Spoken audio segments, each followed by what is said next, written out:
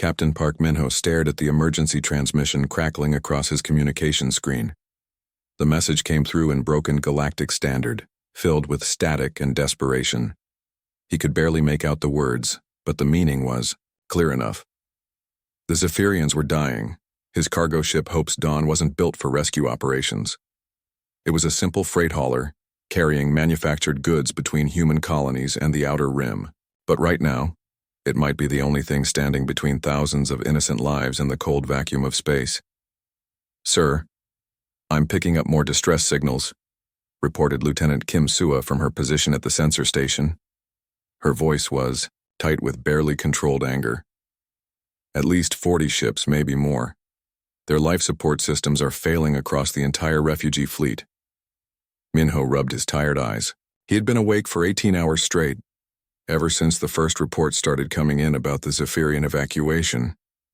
Their homeworld's sun had gone unstable 3 weeks ago, forcing the entire population to abandon everything they had ever known.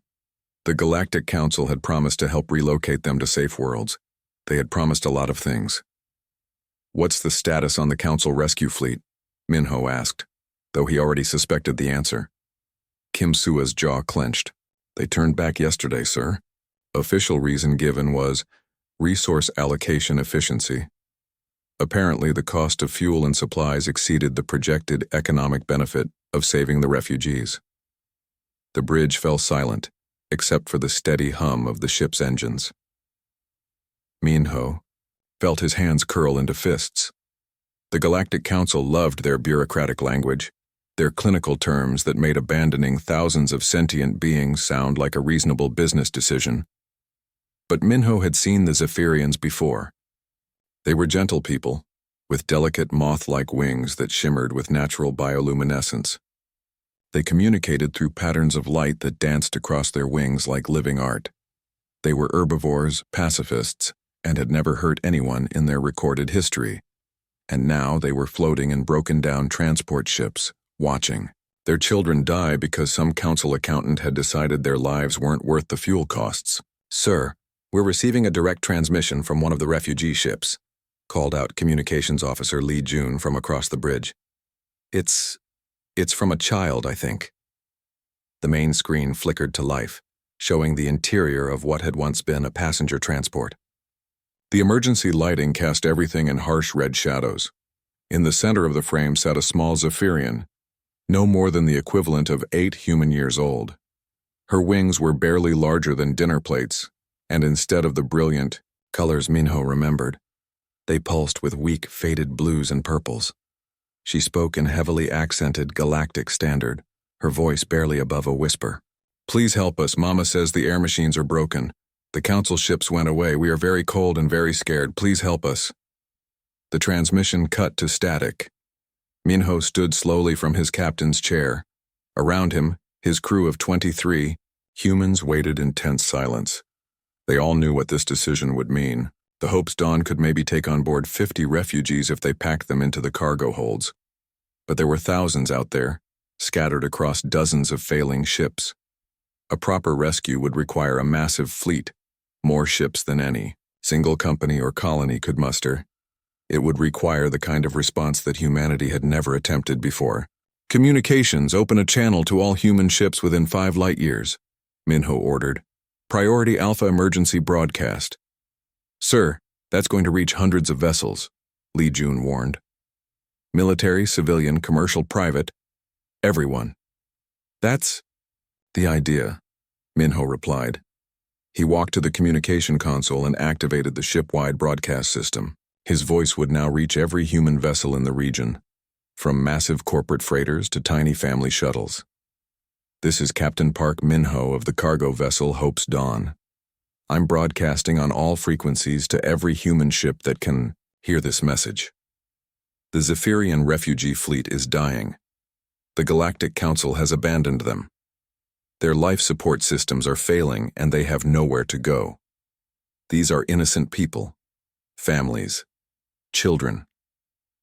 He paused, thinking of the little girl on the screen with her dimming wings and frightened voice. "I know we're just humans. I know the Council considers us a minor species, barely worth their attention on a good day. I know we don't have the biggest ships or the most advanced technology, but we have something they don't. We know what it means to help people who can't help themselves." The bridge was dead quiet now. Even the normal operational chatter from other stations had stopped as everyone listened. "I'm taking the Hope's Dawn to assist the refugee fleet. I'm asking any human ship that can spare fuel, supplies, or transport capacity to join me. This is going to cost us. It might bankrupt some of us. The Council certainly won't reimburse our expenses. But sometimes doing the right thing isn't about profit margins or political advantage." Minho took a deep breath. Once he said this next part, there would be no going back. Sometimes it's just about being human. The response to Captain Minho's broadcast was beyond anything he had imagined.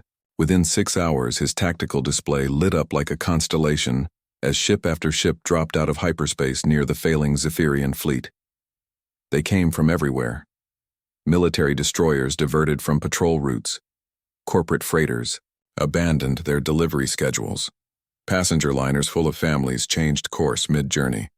Even tiny personal shuttles, barely big enough for a crew of 2, arrived ready to help. Dr. Lee Nari stood in the converted cargo bay of the Hope's Dawn, watching as the first group of Zephyrian refugees was brought aboard. She had volunteered to coordinate the medical response, though nothing in her training had prepared her for this. The refugees were unlike anything she had ever seen. Their bodies were tall and thin, almost fragile-looking, with 4 arms that ended in delicate fingers, but it was their wings that took her breath away. Each Zephyrian had a pair of large, translucent wings that stretched from their shoulders to their ankles. Under normal circumstances, these wings would have been brilliant with moving patterns of light like living stained glass windows. But now, as the refugees were carried in on stretchers, their wings flickered weakly with dim blues and grays. Even without understanding their language, Nari could tell these were colors of sickness and fear. "Doctor, this one is having trouble breathing," called out Medic Choi Day from across the bay. He was kneeling beside a young Zephyrian whose wings had gone almost completely dark. "Their respiratory system is different from ours. I don't know how to help." Nari hurried over, her medical scanner beeping as it tried to make sense of alien physiology. The Zephyrian was conscious but clearly struggling. Its 4 arms moved restlessly, and its large, compound eyes reflected the cargo bay lights like mirrors. Without warning, the creature's wings suddenly flared with rapid pulses of red and orange light. "It's trying to communicate," whispered another refugee who had been placed on a nearby stretcher. This one spoke broken Galactic Standard, her voice soft and musical. She says, "Thank you for not leaving us to die." Nari felt tears sting her eyes. She reached out carefully and placed her hand on the sick Zephyrian's arm. The creature's wings immediately shifted to a gentle blue-green pattern that somehow felt like gratitude. "We're going to take care of you," Nari said, not knowing if the words were understood but hoping the tone was clear. Across the rescue fleet, similar scenes were playing out. On the passenger liner New Seoul, families gave up their vacation cabins to house refugee families. The ship's dining halls were converted into temporary shelters, and human children shared their toys with Zephyrian youngsters who had lost everything. Captain Yoon Hana walked through the corridors and marveled at how quickly barriers disappeared when people simply chose to care about each other. The cargo ship Iron Mountain had completely emptied its holds to make room for refugees. Captain Kim Tae-ho watched as his crew worked around the clock to install basic life support systems in spaces that had never been meant for passengers. The ship's engineer, a gruff man named Park Sun-woo, was teaching a group of young Zephyrians how to monitor the air recycling systems. None of them spoke the same language, but somehow they were making it work through gestures and shared determination. "Captain, we have a problem," reported Commander Han Jisoo from the Rescue Coordination. "Ship Harmony. The refugee ship Eternal Wing is losing power completely. They have maybe 30 minutes before their life support fails entirely. We have 600 people on that ship." The situation was desperate. The Eternal Wing was too far away for most of the rescue ships to reach in time, and even if they could, no single vessel had the capacity to evacuate that many refugees quickly enough. The math was simple and terrible. 600 Zephyrians were about to die, and there was nothing anyone could do about it. That was when the miners showed up. The asteroid mining ship Deep Dig wasn't designed for passenger transport. It was a rough, industrial vessel built for cutting apart rocks in the coldest parts of space. But its captain, a tough woman named Song Mira, had an idea. Her ship's massive cargo bays were equipped with emergency atmospheric shields designed to hold air in zero gravity while miners worked. If they could extend those shields around the failing refugee ship, they might be able to buy enough time for evacuation. "This is completely insane," muttered her chief engineer as they approached the Eternal Wing. "Those shields were never meant to work on this scale." "Then we better make sure they work anyway," Mira replied grimly. For 20 terrifying minutes, the mining ship held the failing refugee vessel in an artificial atmosphere, while every available shuttle and transport pod ferried Zephyrians to safety. The shields flickered and threatened to collapse a dozen times, but human stubbornness and Zephyrian desperation somehow held them together until the last refugee was safely aboard a rescue ship. As the empty Eternal Wing finally lost power and went dark, its hull already beginning to freeze in the void, the rescued Zephyrians pressed against the windows of their new ships. Their wings blazed with colors that no human had ever seen before, patterns so complex and beautiful that several of the rescue crews stopped their work just to stare. It was a song of light, a symphony of gratitude that transcended language and species. The rescue was complete. Not a single Zephyrian had been lost. The real work was just beginning. 6 months after the rescue, New Sol Colony barely looked like the same place. The streets that had once been filled only with human voices now echoed with a mixture of languages and sounds that would have seemed impossible before. Children's laughter mixed with the soft musical tones of Zephyrian speech, while the evening air sparkled with gentle light patterns from wings that had learned to pulse with joy again. Kira sat at the dinner table in the Nam family's small apartment, carefully using chopsticks to pick up rice while her adoptive brother Jiwon tried to copy the light patterns dancing across her wings. She had been one of the children rescued from the failing refugee fleet, but her parents had not survived the evacuation. The trauma had left her wings dim and colorless for weeks, until Mrs. Namia had simply sat beside her bed every night, reading human fairy tales in slow, simple Korean, until the little Zephyrian began to understand that she was safe. No, like this," Kira laughed, her wings flickering with amused silver as Jiwon waved a flashlight in clumsy circles. "Gentle movements for happiness. Quick flashes are for danger or anger." Mr. Nam Dongwon looked up from his news tablet, smiling at his children. His biological son and his adopted daughter were teaching each other their native languages, Jiwon slowly learning to speak in light, while Kira had picked up Korean with the rapid learning ability that seemed common to her species. The government had fast-tracked adoption procedures for orphaned Zephyrian children, and families across human space had opened their homes without hesitation. "Kira, can you help me with my homework again?" asked Jiwoo, Jiwon's twin sister, as she struggled with her mathematics assignment. The young Zephyrian had a natural talent for numbers that amazed her teachers, able to see patterns and relationships that took human children much longer to understand. Across the colony, similar scenes played out in thousands of homes. The Zephyrians were not just surviving in human society, they were thriving and contributing in ways that surprised everyone. Their natural ability to sense electromagnetic fields had made them incredibly valuable in human technology sectors. Engineer Park Jae-hun worked alongside Zephyrian refugees in the colony's power plant, watching in amazement as they could detect potential failures in equipment days before human instruments showed any problems. "The magnetic field around this relay is wrong," explained Senna, a middle-aged Zephyrian whose wings bore the complex patterns that marked her as a master technician among her people. "It will fail in perhaps 3 days if not repaired." Jae-hun checked his diagnostic equipment. Everything showed normal readings, but experience had taught him to trust the Zephyrians' electromagnetic senses. 3 days later, when they replaced the relay during routine maintenance, they found internal components that were indeed on the verge of failure. The Zephyrians had saved the colony from a major power outage. In return, humans shared their own gifts. The refugees had arrived traumatized and broken, having lost everything they had ever known.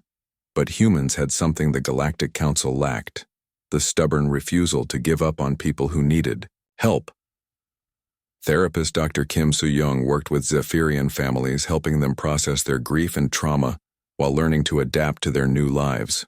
"Your people and mine are not so different," she told Jaros, a Zephyrian father who had lost his eldest daughter during the evacuation. "We both believe in protecting those we love. We both grieve for those we lose. And we both can learn to hope again." The integration was not without challenges.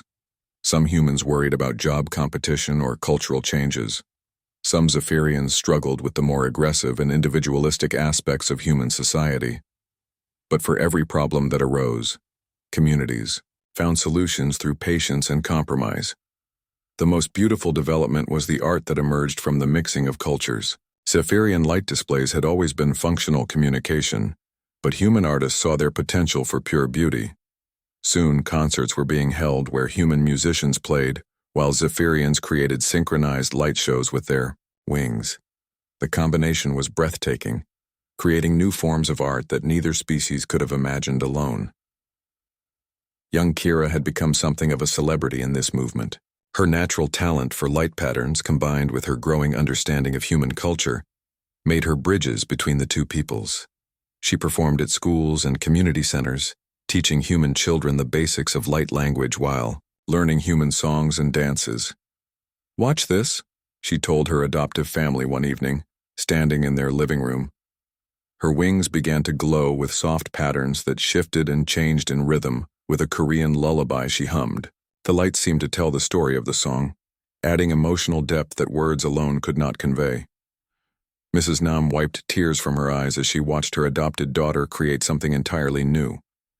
A fusion of human melody and Zephyrian visual art that was more beautiful than either could be alone. This was integration at its finest, not the absorption of one culture by another, but the creation of something richer and more wonderful than either had been separately. But beyond the practical benefits and cultural enrichment, something deeper was happening. The Zephyrians were not just becoming part of human society, they were becoming family. When 8-year-old human Tommy Park scraped his knee at school, it was his Zephyrian classmate Vera who comforted him, her wings pulsing, with a gentle blue that meant everything will be okay. When elderly Mr. Lee became sick, his Zephyrian neighbors brought him traditional light pattern stories that helped him sleep peacefully. The refugees had found more than just safety among humans.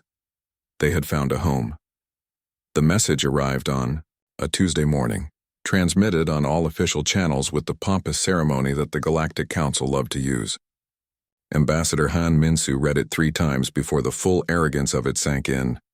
The Council was demanding the immediate return of all Zephyrian refugees to their custody for what they called proper relocation and cultural preservation. Min-soo sat in his office on Luna Station, looking out at the Earth below while his staff gathered around the conference table. The official communication drone sat in the center of the room, its holographic display showing the seal of the Galactic Council, a symbol that had once represented hope and cooperation among the stars. Now it just looked like another bureaucratic stamp to him.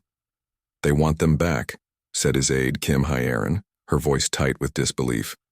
"After 6 months of letting the Zephyrians build new lives here, after abandoning them to die in space, they suddenly care about proper relocation." The timing was not accidental. News of the successful integration had spread throughout the galaxy. Other species were watching with interest as humans and Zephyrians worked together, created art together, raised children together. The Council's neglect was starting to look like what it really was: callous abandonment motivated by profit margins rather than genuine concern for galactic citizens. "They're embarrassed," Min-soo realized.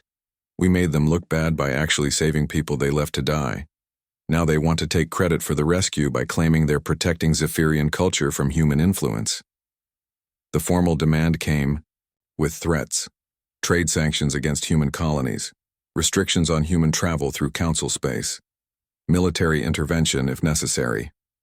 The document was full of legal language about cultural contamination and unauthorized species integration, as if love and family were violations of galactic law. But the most insulting part was the accusation that humans were somehow corrupting the Zephyrians. The council claimed that exposure to human society was destroying traditional Zephyrian culture, and that the refugees needed to be removed from human influence for their own good. It was paternalistic nonsense wrapped in diplomatic language. Minsu called an emergency meeting with Zephyrian community leaders. They gathered in the main conference room of New Sol Colony, a space that perfectly represented what integration could accomplish. Human and Zephyrian artwork hung side by side on the walls. The furniture was adapted for both body types. Translation devices sat on every table, though many participants no longer needed them. Kira, now 16 and one of the most prominent voices in the refugee community, stood to address the room. Her wings, fully mature and brilliant with complex patterns, pulsed with steady colors that everyone present could now read as determination and defiance. "The council says they want to protect our culture," she said in perfect Korean, then repeated her words in Zephyrian light speech for the older refugees who still preferred their native communication. "But they abandoned us when we needed protection. Most. They left us to die in broken ships while they calculated whether our lives were worth the cost of fuel." Elder Jorvak, one of the few surviving Zephyrian council members from their homeworld, rose slowly from his chair. His wings bore the traditional patterns of age and wisdom, but they also showed newer designs that incorporated human symbols of peace and family. When he spoke, his voice carried the weight of authority and experience. "I lived through the evacuation," he said in heavily accented but clear galactic standard. "I watched my people die in the cold of space while council ships turned away from our calls for help. When human ships arrived, they did not ask about our economic value or our political usefulness. They simply helped because we needed help." The room fell silent as the elder's wings shifted to display patterns of memory and grief, colors that told the story of loss and salvation, without words. Even the humans present, who had learned to read basic Zephyrian light language over the past months, could understand the emotional weight of what they were seeing. "The council wants to separate us from our human families now," Jorvak continued. "They say it is for our own good, to preserve our traditions. But traditions that cannot grow and change are already dead. My granddaughter speaks Korean and thinks human thoughts alongside Zephyrian ones. She is not less Zephyrian for this. She is more complete." Minsu stood up, his decision already made. The bureaucrats on the Galactic Council still did not understand humans at all. They thought threats and legal pressure would work the way they did with other species. They thought humans would abandon their adopted family members to save themselves from economic hardship or political complications. They were about to learn how wrong they were. "Draft a response to the council," he told his staff. "Make it clear and simple, so even their accountants can understand it. The Zephyrians are human citizens now by their own choice. They are our family. We do not abandon family for political convenience or economic advantage." Kira's wings blazed with colors of gratitude and fierce loyalty as she added her own message. "Tell them that we remember who saved us and who left us to die. Tell them that we know the difference between real family and political convenience. Tell them that we choose to stay with the people who caught us when we fell." The council had made a critical error. They had threatened the human concept of family. That never ended well for anyone. The wedding took place on New Busan Station 3 months after the council's ultimatum, and it was unlike anything the galaxy had ever seen. Dr. Kira Nam stood at the altar wearing a traditional Korean hanbok that had been specially modified for her wings, the silk fabric shimmering almost as brightly as the patterns of joy dancing across her translucent membranes. Beside her, Dr. Park Sun-ho waited in his formal suit, his eyes bright with tears as he watched his bride create a light show that told the story of their love in colors that both their peoples could understand. The ceremony itself was a fusion of traditions that represented everything the Galactic Council claimed to oppose. Kira's adoptive parents, Mr. and Mrs. Nam, sat in the front row alongside her surviving biological aunt Vera, whose wings pulsed with the deep blues and purples that meant family blessing in traditional Zephyrian culture.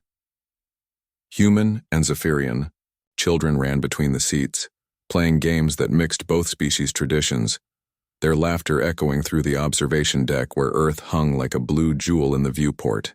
Today we witness not just the union of two people, but the joining of two families, two cultures, two species who have chosen to become one, announced the officiant, Captain Park Minho, who had been given special permission to perform the ceremony. He was the man who had started it all with his desperate rescue mission, and now he stood proudly watching the fruits of that decision.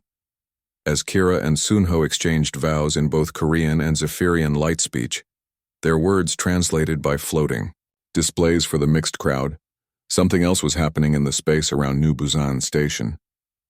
The Galactic Council fleet had arrived as promised, their massive warships hanging in the darkness like threats made of metal and energy. Admiral Korvex had come personally to oversee what he called the correction of an unauthorized integration. But the Council ships were not alone in space. As the wedding ceremony continued inside the station, more and more vessels appeared in the surrounding area. Human ships, yes, but also others. The Karathi, a reptilian species that had been abandoned by the Council during a plague outbreak 20 years earlier. The Malari, aquatic beings whose homeworld had been deemed economically irrelevant when corporate interests polluted their oceans. The Voss, insectoid traders who had been excluded from Council membership for decades because they did not fit the approved biological parameters. They had all heard the story of the human rescue. They had all watched as humans chose compassion over profit, family over politics. And they had all decided that perhaps it was time to stand with someone who actually cared about people instead of bureaucratic procedures. Inside the station, the wedding continued with traditional Korean bowing and the exchange of rings, followed by Zephyrian wing binding, where the couple's flight membranes were gently touched together in a symbol of shared journey. As Kira and Sunho completed their vows, their mixed families erupted in celebration. Mrs. Namiya wept openly as she hugged her adopted daughter, while Vera sang a traditional Zephyrian blessing that harmonized perfectly with the Korean children's choir. The moment was interrupted by an urgent communication from the bridge. Admiral Korvex was demanding to speak with station authorities about the immediate transfer of all Zephyrian refugees to Council custody. His ships had powered weapons and were broadcasting ultimatums on all frequencies. Ambassador Han Minsu accepted the transmission with a smile that held no warmth at all. "Admiral Korvex," he said politely. "How kind of you to attend our celebration. I trust you can see the wedding from your bridge?" The alien admiral's scaled face twisted with anger on the main screen. "This mockery ends now, human. You will transfer the contaminated refugees to our ships immediately, or face the consequences of defying the Galactic Council." "Contaminated?" Minsu's voice grew dangerously quiet. "You mean our family members? Our citizens? Our children who have grown up learning to be both human and Zephyrian, creating something more beautiful than either species achieved alone? You have corrupted them with your primitive emotions and chaotic culture," Korvex snarled. "They must be purified and relocated to appropriate reservations where their traditional ways can be preserved." Behind Minsu, the wedding celebration had gone quiet as humans and Zephyrians alike listened to the Council's demands. Children of both species clung to their parents, while adoptive families held their cross-species children closer. The love in that room was real and powerful and absolutely not negotiable. "I have a counteroffer," Minsu said calmly. "You can leave our space now, or you can try to take our family from us. But I should warn you, the Zephyrians aren't the only ones watching this confrontation." On cue, the tactical display lit up as dozens of non-Council ships decloaked around the human station. The Karathi, the Malari, the Voss, and half a dozen other species that had been abandoned or ignored by Council bureaucracy. They had come to stand with the humans who had proven that family was stronger than politics. Admiral Korvex stared at the display showing his fleet outnumbered 3-1 by an alliance of species that the Council had dismissed as irrelevant. His weapons were powerful, but not powerful enough to fight a war against united opposition. The transmission cut abruptly as the Council ships began their retreat. In the celebration hall, the wedding party erupted in cheers as Kira and Sunho shared their first kiss as a married couple, her wings blazing with every color of joy that existed. Around them, human and Zephyrian families embraced, Children played together, and love proved once again that it was stronger than fear. The council had learned what humans meant when they said family.